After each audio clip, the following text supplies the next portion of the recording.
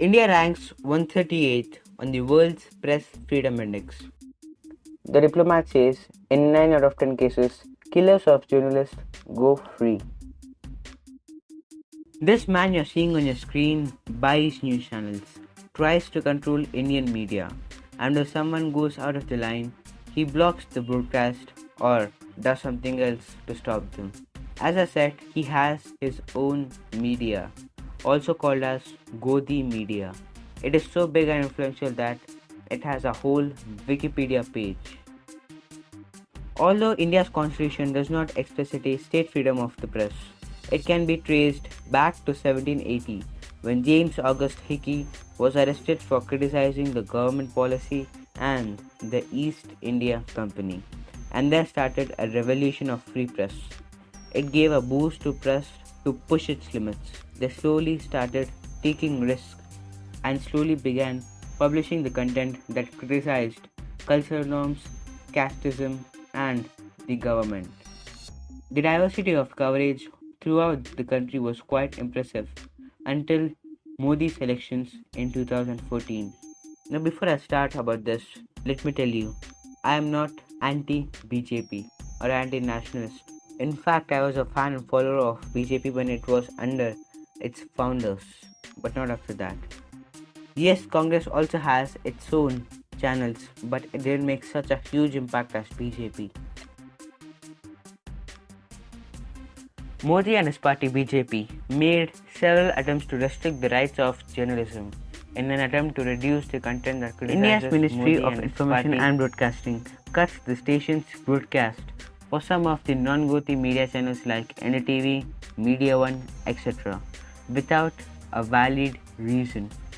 Still, there are several mob attacks done by RSS and mob attacks against the Muslim population in New Delhi. Not only has Modi shut down any news outlet that criticizes him, he has cut advertising that supports the Muslim population in India, and he has refused to give press briefing. The motive behind Modi tactics is much larger than what you think.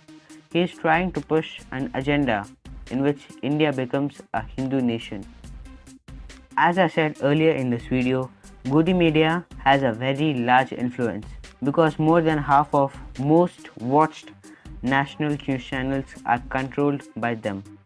These include Republic TV, which has the highest TRP rating in the country with 52.5%, Times Now with TRP rating of 19.5, CNN News 18 with a TRP rating of 15.7%, ABP News, G News, Aaj Tak, Sudarshan News, India TV, OP India, TV Today Network, Republic Bharat TV, etc. That is the power of Godi media. These channels spread BJP propaganda, fake news, inflammatory stories instead of honest journalism. Let's take the most watched channel in India, Republic TV. For last few days in Arnab Goswami's The Debate, the topics were PM takes charges of vaccination, World vs China for 2 days, debate on Choksi for 3 days, CBSE exams cancelled, Mamta vs Center, Twitter for 5 days, WhatsApp for 1 day. Let's take the conclusion of Twitter and WhatsApp. Twitter cries over the IT rules. Delhi police fire point by point counter to Twitter's doublespeak. And there's one on farmers' protest. And you know what it is named? It was named Stop These Super Spreaders. These were badly framed just because they wanted justice. Gatherings are not okay during the COVID, but injustice is a bigger concern than that. Now let's come to non-Godi media. NDTV is the biggest national channel which is not controlled by Modi. This has been the first channel ever which has been banned from broadcasting for breaching national security law in the country just because they reported on Pathankot attack, and NDTV raised a question on the government that other channels also reported on that attack. Why aren't they banned?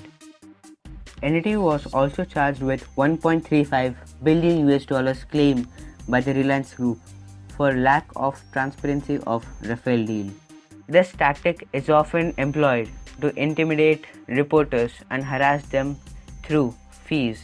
Media is being heavily censored by the government and their access to official events are also restricted. And guys, that's it for this video, and don't forget to like, share, subscribe and hit the bell icon to receive the latest notifications.